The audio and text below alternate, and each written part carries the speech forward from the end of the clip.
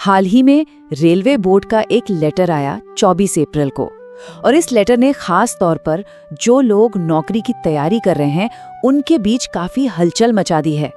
बात हो रही है करीब 30,000 पदों की। तो चलिए आज इसी पूरे मामले को थोड़ा गहराई से समझते हैं और देखते हैं कि सच्चाई आखिर है क्या। यही वो सवाल है जो इस वक्त सबके दिमाग में है। क्या सच में भारतीय रेलवे से 30,000 नौकरियां एक झटके में गायब होने वाली हैं? चलिए इस पूरे विश्लेषण में हम इसी सवाल की तह तक जाएंगे और इसका जवाब ढूंढने की कोशिश करेंगे। अच्छा, इस पूरे मामले को सही नजरिए से देखने के लिए पहले ये समझना जरूरी है कि भारतीय रेलवे कितना बड़ा संगठन है।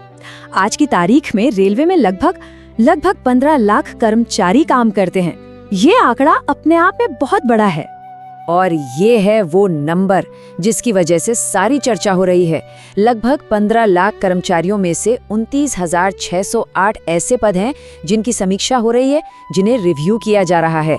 तो सवाल ये है कि इन पदों का आखिर होगा क्या? आइए इसे समझते हैं। रेलवे जिस प्रोसेस की बात कर रहा है उसे एक नाम दिया गया है, रेशनलाइजेशन। अब ये शब्द सुनने में थोड़ा डरावना लग सकता है ना, कि रेशनलाइज कर रहे हैं मतलब नौकरी से निकाल रहे हैं, लेकिन इसका मतलब सीधे सीधे नौकरी खत्म करना नहीं है। तो फिर ये है क्या चीज? तो ये रेशनलाइजेशन आखिर है क्या भला? देखिए, ये एक बिल्कुल सामान्य प्रक्रिया है। इसमें ये देखा जाता है कि संगठन में कहाँ पर लोगों की कमी है और कहाँ पर जरूरत से ज्यादा लोग हैं। इसका मकसद बड़ा सीधा सा है, सही काम के लिए सही जगह पर सही संख्या में लोगों को रखना। इससे होता क्या है? रेलवे का काम भी बेहतर होता है और उसकी कमाई भी बढ़ती है। और ये पॉइंट समझना सबसे ज्यादा जरूरी है। यहाँ बात सिर्फ पद खत्म करने की नहीं हो रही है, बल्कि उन पदों को एक जगह से हटाकर दूसरी जगह बनाने की हो रही है जहाँ उनकी जरूरत ज्यादा है। तो ये एक तरह का एडजस्टमेंट है, कटौती नहीं। ठीक है, ये सब सुनने में शायद थोड़ा मुश्किल लग रहा हो, तो एक काम करते हैं, इसे एक बहुत ही आसान असल जिंदगी के उदाहरण से समझते हैं कि ये रैशनलाइजेशन जमीन पर होता कैसे है। चलिए एक उदाहरण लेते हैं। मान लीजिए किसी रेलवे डिवीजन में 100 ट्रैक मेंटेनर हैं जो पटरियों की देखभाल करते हैं। अब वहाँ टेक्नोलॉजी बदलती है, नई आधुनिक मशीनें आ जाती हैं और एक ही मशीन 15-20 लोगों का काम अकेले कर देती है। तो जाहिर है कुछ ट्रैक मेंटेनर सरप्लस हो जाएंगे, मतलब उनका काम कम हो जाएगा। तो अब क्या होगा? उन्हें नौकरी से निकाला नहीं जाएगा, बल्कि उन्हें नई ट्रेनिंग देकर उन विभागों में भेज दिया जाएगा जहां लोगों की ज्यादा जरूरत है, जैसे कि लोकोमोटिव शेड। तो इस तरह से एक पुराना पद नए और ज्यादा जरूरी पद में बदल जाता है। अब आते हैं सबसे बड़े और सबसे अहम सवाल पर।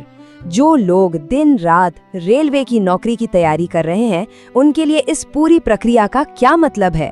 क्या आने वाली भर्तियों पर इसका कोई असर पड़ेगा? तो इसका जवाब काफी साफ है। आधिकारिक तौर पर यह कहा गया है कि ये एक अंदरूनी एडजस्टमेंट की प्रक्रिया है।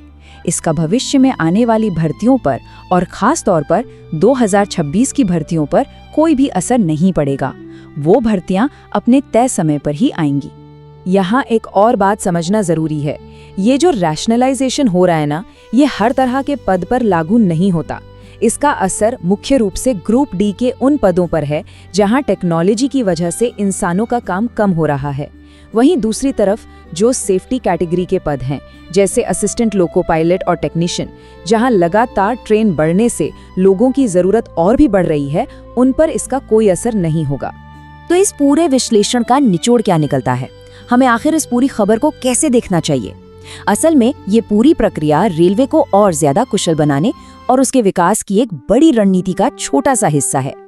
तो चलिए इस पूरी बातचीत की जो मुख्य बातें हैं उन्हें एक बार फिर से दोहरा लेते हैं। पहली बात, यह एक सामान्य आंतरिक प्रक्रिया है। दूसरी, ये नौकरी में कटौती नहीं बल्कि उनका पुनर्वितरण है, मतलब रीडिस्ट्रीब्यूशन। तीसरी, इसका मकसद रेलवे की कार्यक्षमता को बेहतर बनाना है। और सबसे जरूरी बात, सेफ्टी जैसे महत्वपूर्ण पदों पर भविष्य में होने वाली भर्तियों पर इसका कोई असर नहीं पड़ेगा।